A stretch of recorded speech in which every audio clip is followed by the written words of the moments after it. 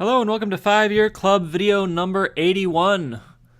If you are thinking about buying property, if you are thinking about buying a home, please watch this video because I'm going to talk about some stuff that's really important and also not obvious just from looking at surface numbers. You really have to put a lot of stuff together, and that's what I've done for you. I've done some great analysis that I'm excited about so that you don't have to, but you'll benefit from the learning. Get some stuff out of the way today. I've been reading Principles by Ray Dalio. I think it's an excellent book, and I'm definitely going to read it multiple times. So if you're looking for a book to read, check it out. Just a lot of things that will make you think about your life and help you move forward in whatever you're doing. All right, and I wanted to put a disclaimer at the beginning of this whole thing. Past behavior does not guarantee future behavior.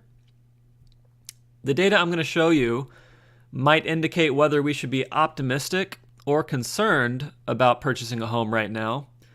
But the data I'm going to show you, it does not tell you the future. There are too many inputs, there are too many variables. It's too complicated for this data to predict the future. And there are many reasons outside of this data that we might believe the past will not repeat itself in the real estate market, specifically in San Jose, because that's what this data is going to talk about. But this concept I'm going to talk about is going to apply not just to San Jose, but any part of the country that you want it to. And there are reasons to believe that some crazy new stuff will happen that completely causes the San Jose real estate market to repeat itself. We didn't predict 2008. There's a lot of hidden stuff in financial markets, hidden risk that builds up over time, and then it destroys us. So I want to get that out of the way because I don't want to say this stuff to you as if it's like ironclad, authoritative, set in stone, like Lewis knows the future and everyone else is dumb. That's not true. I want more data. I want people to critique my methods on these things. And I just want us to get better at looking at the numbers, looking at the math, and understanding the market that we're in and understanding how to analyze potential purchases. This data is for San Jose, California. In particular, the data is based on historical sales records of condos that are identical to my condo in my neighborhood. And the reason why I wanted those numbers, A, because it's interesting for me because it's my condo, but B, because I know that all of these homes are really, really similar. They've got the same location, they've got the same features. I'm really comparing apples to apples. If you want to repeat this for your area, what you would probably do is you would want to get a price per square foot per year, and then you would want to multiply that by something like 2,000, depending upon how large a home or whatever you care about having. And if you do that, then you can come up with kind of like an idealized home price per year and stick it into my model and figure out what's true for the homes in your area. It's a little more complicated than that because the dynamics of high-end home prices versus very cheap home prices are different. So you might want to try to get those prices per square foot by analyzing sales of homes under a certain amount over time, under 200,000, whatever you want. But it's definitely possible to come up with reasonable numbers for every year in the past for your area based on the data from Zillow and Redfin and other real estate websites. It's boring to go through that data and put it into a spreadsheet and then come up with a prediction, but it's completely possible. You can do it while watching a movie. That is what I did. My primary goal today is I want to look at how much a home in my neighborhood would sell in the first 10 years of ownership. And the reason why I want to know that is because I have a lot of friends right now who are thinking about purchasing homes. And I know that when you buy that first home, that starter home, there's a lot that can change. In 10 years, you may have kids and they're going to get older. And if you bought a small home for your first home, you're going to want to upgrade. You know, you could have a kid after 2 years and they're going to be 6 by year number 8. And things are going to start feeling weird if you got a 6-year-old kid running around a 1-bedroom condo with you and your wife. That could be stressful. And so there's a lot of reasons why people might want to feel they might want to trade up in the first 10 years. They might want to sell within the first 10 years. And so I wanted to model the first 10 years to show people what they're getting themselves into so that people can enter the purchasing process very sober, very clear on what their objectives are, what their options in the future are likely to be, and what would be a wise decision for themselves, for them and their spouse, for them and their family if they already have a family. Something else I want to point out, I use a linear historic trend line for the prices. And the reason why I do that is I want to say when a sale happens, is this above what the trend is for the last 30 years, or is it below? In my neighborhood, there's a clear trend upward in home prices over time. So it's not surprising when you buy a home more recently that it is worth more even when you adjust for inflation compared to a home purchased earlier, or whether it costs more rather. And so my question is not, when it comes to home prices, it's not about whether the cost is higher than a cost in the past, because the prices are trending upward. That's predictable. What I'm interested in is that cost disproportionately higher than what I would expect it to be based upon the rate of increase I've been seeing on average over time? Because if it's unusually more expensive, then I'm kind of worried. Like, if it's unusually more expensive, then maybe that's going to cause me problems in the future after I buy it. But I wanted to point out that this trend line is the trend line as of the behavior in the past 30 years. I don't have the future sales data to adjust the trend line for the following 10 years. So if prices dramatically rise, that's going to shift the trend line of price movements upward, and it's going to increase the number of purchases that are considered below the trend line. And it's going to decrease the number above the trend line, obviously. And I just wanted to have that disclaimer there to say that the trend line is a rough average, and I know that it can change over time. So we want to be flexible and analytical in our thinking when we look at this data. I want to repeat now, your primary residence is insurance, not an investment. And you're going to see why because of the data I'm about to show you. So it's insurance, not an investment. A lot of realtors and other people are going to tell you this is investment. It is not an investment. It is insurance. And we do not want to overpay for insurance. Insurance. I don't know how to say that word. Okay. What I did is I took all the sales from a given year and I decided on a price point I thought was fair for that year.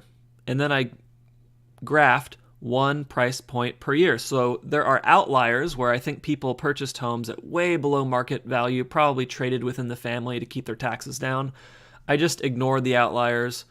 Home prices in my neighborhood have generally increased over time. I inflation adjusted this data. So this data is ignoring inflation. These increases in price are not due to inflation. Everything I'm going to show you today is in $1987. It's just a fact that, even though it's been volatile over time, it's generally gone up over time. Homes have become more expensive. You could buy a home around 1989 for, say, $100,000, $100,000 and now we see recently it's more like $200,000 $1987. So homes have definitely become more expensive in my neighborhood, and that's true nationwide, but especially in the dense urban areas, especially in those cities like New York City, Washington, D.C. Although there have been upswings and downswings in the home prices, there's not a clear trend for the fixed losses on a mortgage. And this is due to the fact that although home prices are very high right now, they're higher than they were certainly back in the late 80s. Interest rates are significantly lower than in the late 80s. In the late 80s, we had interest rates that were like 9-10%. Now we have interest rates that are like 4%. And because a good portion of that 30-year mortgage is determined by your interest rate, because at the beginning of the mortgage, most of the payment is interest, having a 4% interest rate instead of a 10% interest rate makes a big difference when it comes to the fixed losses from your mortgage. Because now we're talking about 4% of $200,000 instead of 10% of $100,000. I think this is actually based on 20% down payment and 80% of the sales price. So anyway, point is that the cost of the mortgage, when you talk about it with taxes and interest, it definitely changed over time. It's been volatile over time, but there's no clear there's a little bit of a downward trend, but I don't think that's real. I think it's just kind of flat. And that's interesting. So the cost of kind of renting the money, so to speak, has gone down a lot, but you need a lot more money in the property to get it, which means that you're going to have to come up with a bigger down payment. And your monthly payments in 2018, even when adjusting for inflation, are going to be substantially bigger. You're going to have a lot more money on an ongoing basis locked up in maintaining this mortgage. I excluded HOA payments, insurance payments, and maintenance payments, like actually paying to fix up things. Why? Because this stuff in theory should be the same for all the residents. The HOA fee does not depend on when you purchased the home. All the residents in the HOA have to pay the same thing. My goal today is to compare people who purchased homes during different years, not to analyze the total cost of home ownership. The impact of HOA payments, insurance payments, and actually paying for maintenance, it's big. They play a significant role in decreasing the returns from owning a primary residence, and they are a big reason why a primary residence should be considered insurance and not an investment. All right, I mentioned this. Because the home prices have so dramatically increased, the required down payment and the total mortgage payment are significantly bigger, even if the interest and the tax are inflation adjusted, like not going up over time. They move a lot with these different market cycles. All right, now we get to the juicy stuff. This was the stuff that was hard to do. If you want to sell your home within the first 10 years, you'll probably get your money back, but it's a risky proposition. What I did is, for the past 32 years, I looked at the first 10 years of home ownership for everybody. And what I did is I said, what is your equity in 1987 dollars? So we calculate that by saying, in a given year, your equity is the price your home would sell for in that year minus the price that you originally bought the property for, because you now it's the difference between the current price and the price that you paid for the property, plus 20% down payment that you put in, plus the cumulative added up principal mortgage payments. The part of your mortgage payment over the years that is principal payment, that's going to count towards your equity because it pays down the loan that you owe. And so I did all these, and then I also, when you sell, I subtract 6% of the sales price from your proceeds, because you have to pay your realtors. For certain sales, I should also subtract a certain amount of tax. But because most people within 10 years are not going to exceed the kind of taxable gain amount, which is, I think, $250,000 per person right now, I didn't worry about that. But this does include a 6% realtor fee because it costs money to sell a property. I didn't include any other costs than selling the property, even though there are definitely other costs to selling a property in terms of moving and staging and all that. I didn't want to mess with it. So if we look at this, we can see that we start out with, some amount of equity, like here at the down payment, and then, man, it goes all kinds of places over time. And there are even a good number of cohorts who are underwater certainly in the first 5 years, and in some cases in an extreme way in the first 5 years, but even people at the 10-year mark, some of them are still underwater by a significant amount. Now, again, most people are above water, and most people have more money than they started out with. But this fans out way more than someone might expect. And this is what I wanted to show people, is that if you buy a property and you're only planning to stay there for 10 years, you're really not guaranteed to easily get out of that property. And you're not guaranteed to make a bunch of money by being in that property. And so if you're planning to stay somewhere less than 10 years, you really may not want to deal with the uncertainty of these outcomes. Now what I want to do is I want to take these, 32 years of home purchasing, and I want to show you what happens to people who purchase their home above the historic trend line. So what I'm talking about is, this is the historic trend line, and specifically I want to look at these people, the people who purchased their homes when the prices were above the historic trend line. What happened to them in the first 10 years of home ownership? So basically we just remove lines from this chart. We remove all the lines of people who were below the trend line. If we remove the people who are below the trend line, these are I've marked in red, people who purchased above the trend line. So if the trend line said you should be at 115, this person would have purchased at 118. And so we're looking at only the red ones now.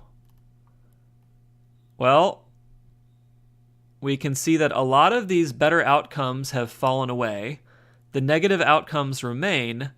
And if we trace this kind of down payment amount that we have here, and we just follow it across here, it kind of comes into the middle of our range of outcomes.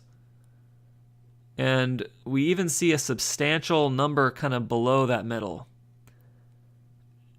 And the point is, man, you got like a 50-50 shot after 10 years of getting your money back when you buy above the historic trend line. That's kind of scary. And this includes all the people who 10 years later even are below even zero. They're underwater with their property. And this is scary. Buying above a trend line, you are really not sure after 10 years that this was a good idea. And a lot of this has to do with the fact that the lows have been pretty low here, especially 2008, 2009, 2010, 2011.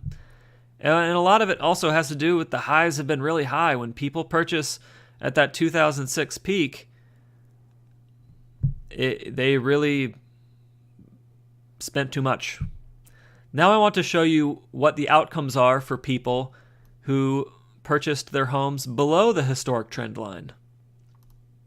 So that's the people who are the white lines here. They were people who purchased below this historic price trend line. So the people who bought right there and the people who bought right here.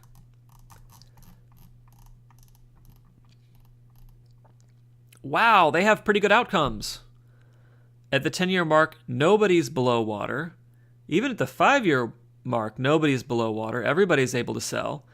And if you sell after 10 years, most people have made money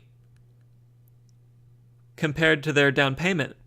And remember, this is all inflation adjusted. This is all $1987. So that's real money that they're taking out of their home after 10 years. And I think this is 2008. Yeah, because 2008 was not the ideal time to buy a home, but it was just good enough to be below the trend line. It was just a little bit below the trend line, so it's included here. But yeah, that's a pretty dramatic difference in outcomes. Buying above the trend line, so buying homes that are expensive by that historic trend line standard, versus buying when the market is down, buying below the historic trend line. I know I would much rather buy below the trend line. This seems a lot less risky, and I'm taking away a lot more money after 10 years. And my point is, we are above the historic trend line right now, right? This is where we are. And, I even picked a conservative number for the 2008 year. Sorry.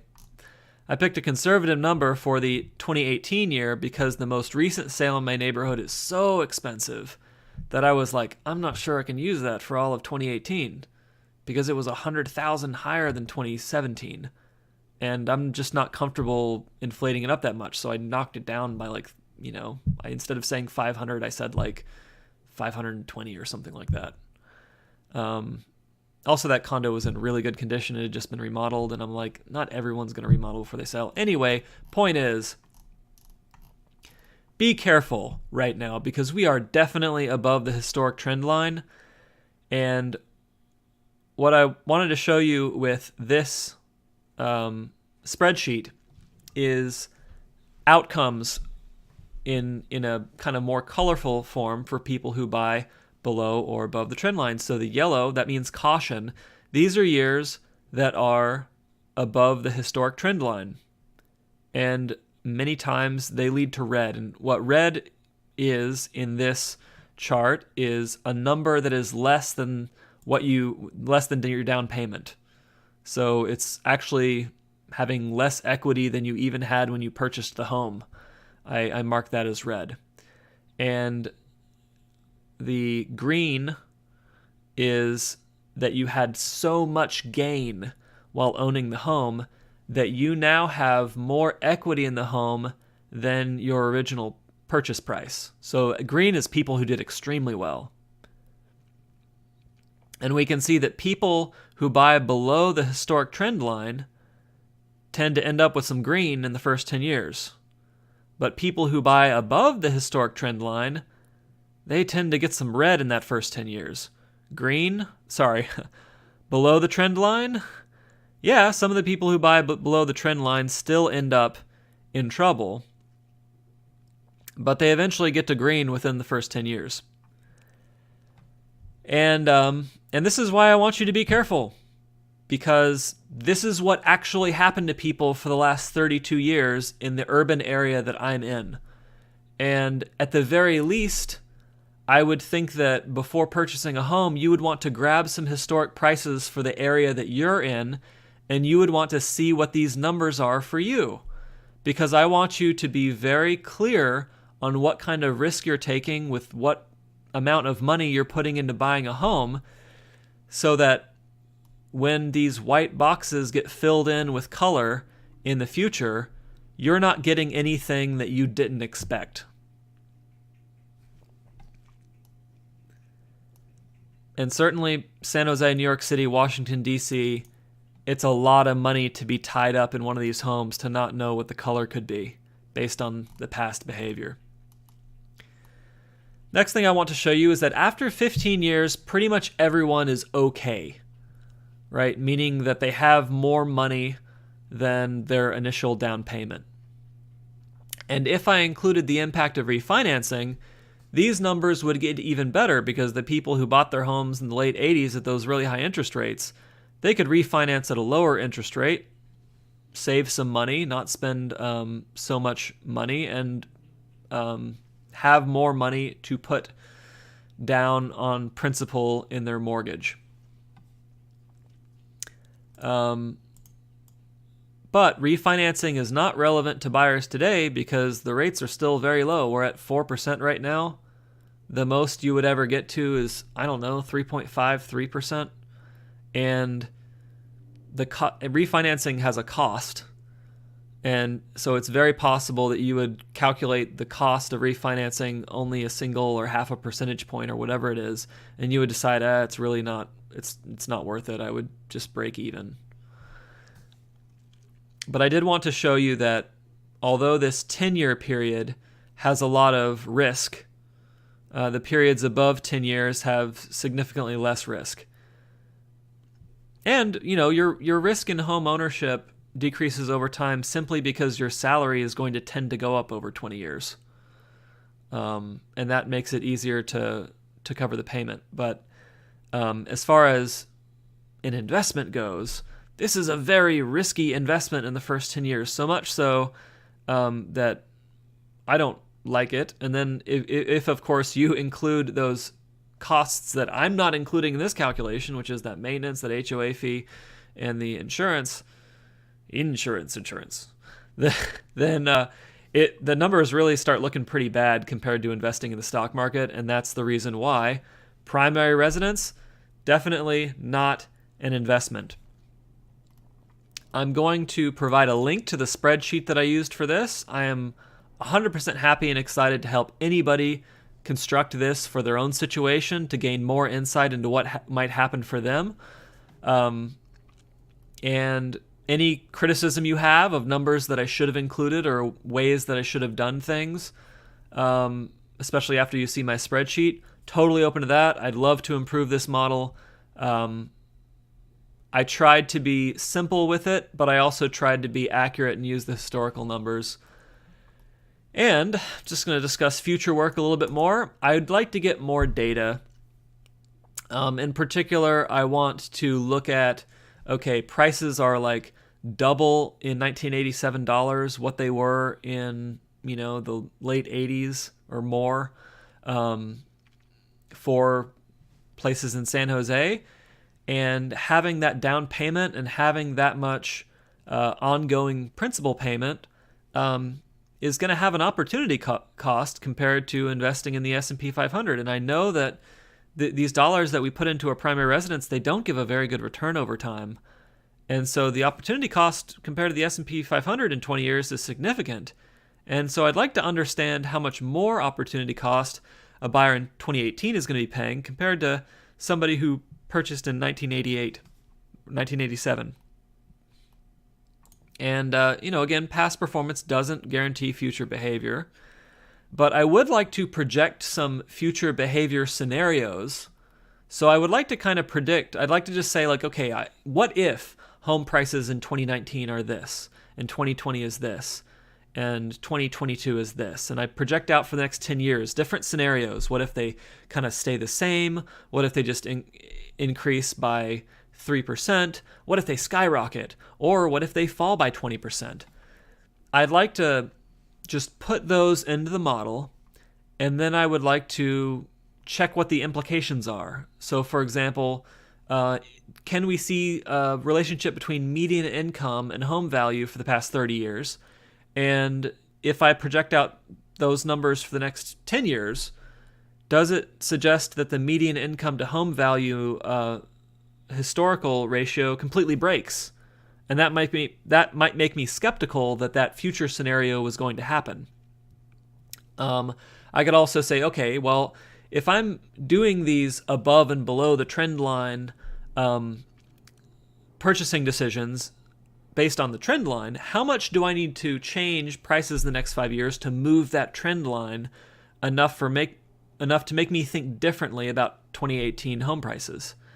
And if we see that we have to move home prices up so far to make me feel different about the home prices in 2018, then I might say like for example, if I have to move up home prices so far that the rental rates become so high that median income people can no longer rent in San Jose, and I don't think the median income is going to change that much, then I might think, well, I don't think that the future prices can possibly increase that much, and therefore the trend line can't move that much, and therefore 2018 is definitely going to stay above the trend line.